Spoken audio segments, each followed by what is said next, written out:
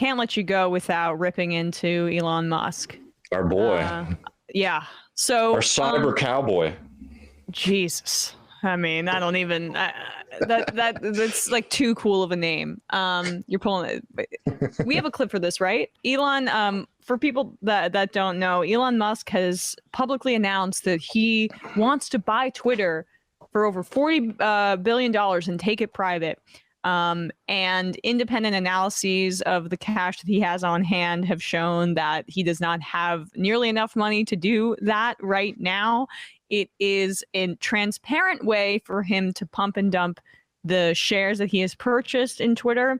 But it also gives him some sort of PR cachet with right-wingers who are mad at Twitter for banning Donald Trump for violating their terms of service.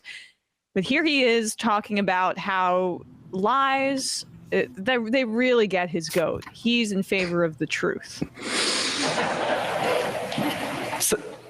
So that was a really strong statement. I mean, obviously, a lot of people who support you, I would have thought, would say, you have so much to offer the world on the upside, on the vision side. Don't waste your time getting distracted by these battles that bring out negativity and make people feel that you're being defensive. Or like, people don't like fights, especially with powerful government authorities. They'd rather buy into your dream. Do you like? Aren't you encouraged by people just to edit that temptation out and go with the bigger story? Well, I mean, I would say, like, I'm somewhat of a mixed bag. I mean. Well, you're a fighter, and you don't like to lose, and you are determined that you don't. Basically, I mean, you are. Sure, I don't like to lose. I'm not sure many people do. But the truth matters to me a lot. Really, like, sort of pathologically, it matters to me. I'm very different.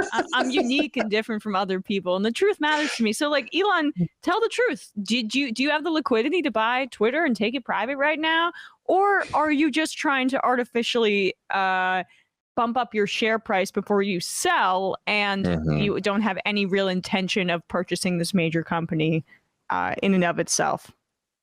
I mean, the truth's really important to this guy, unless, you're somebody out here talking about the workers' rights violations that he's been, accused of in California. The truth really matters to him.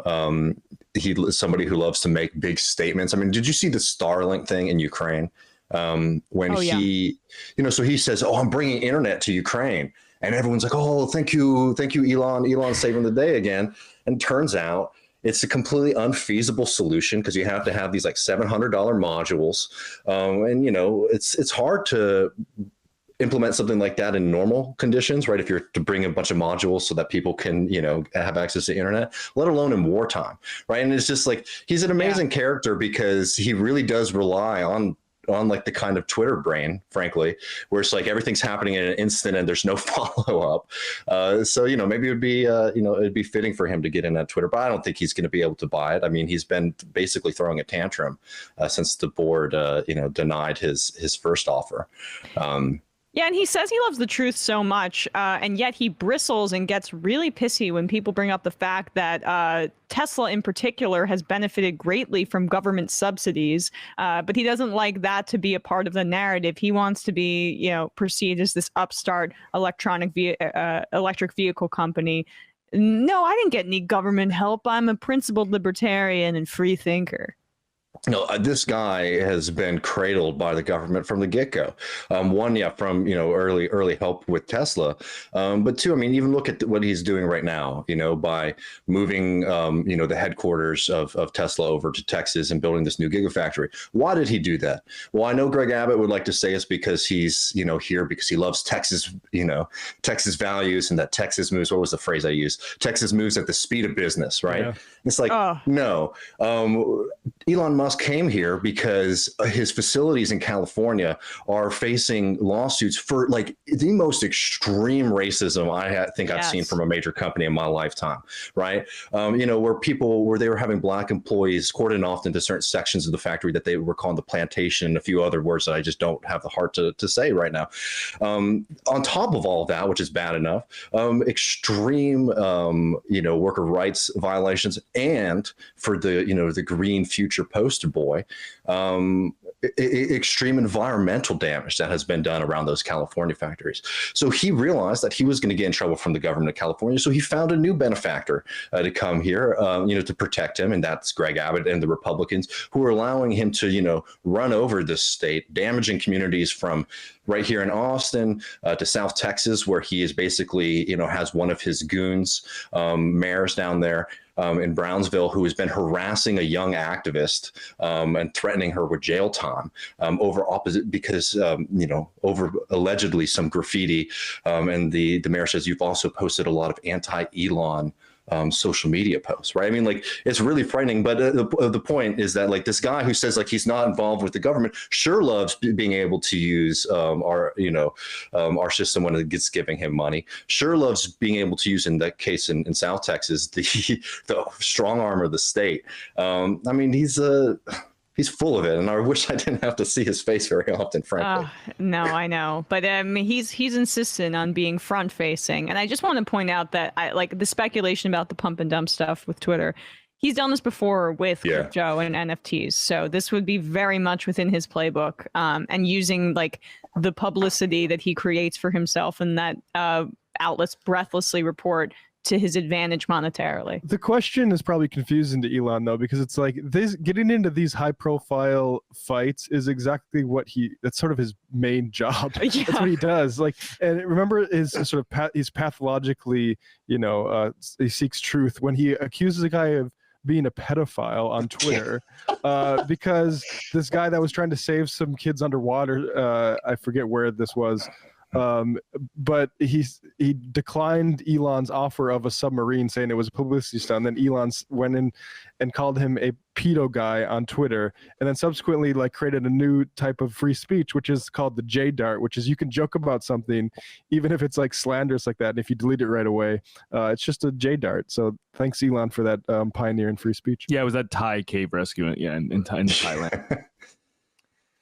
I mean, and like, this is somebody who, I mean, I think it's worth noting again, like, he derives a lot of personal value from the share price of Tesla, not just to his personal fortune, but like, Tesla is a company that does not really produce very many vehicles. So why is it valued so highly? It's all speculation. And when you're operating in that kind of world and speculation, like, being able to control a media narrative is very, very important. And like, I hate to give him any praise, but like, he at least is very good at giving people, of overpromising constantly and seemingly never getting in trouble or having it catch up with him. Right. It's very much a symptom of like the idolatry of the tech genius as being vision first. We'll figure out the logistics later. Yeah. But the vision, it's so amazing. And you can fix all these social problems through capitalism with just this one different kind of looking billionaire. Yeah. Or like, I mean, look at the self-driving cars, which have been killing people across the country. Yes. Right.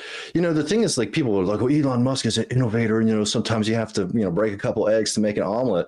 But literally, it's not that he invented this kind of technology. He was plenty of other tech companies have been trying to work on self-driving cars. But almost all of them said, we're not going to take the risk to our brand and to human life to put these out on the road until we are certain that they function properly. Elon Musk is the kind of guy who says, you know what, we'll just take the risk. And I've learned my whole life that I'm not going to get punished for any of this kind of activity. Like, that's the innovation that you get from Musk, right?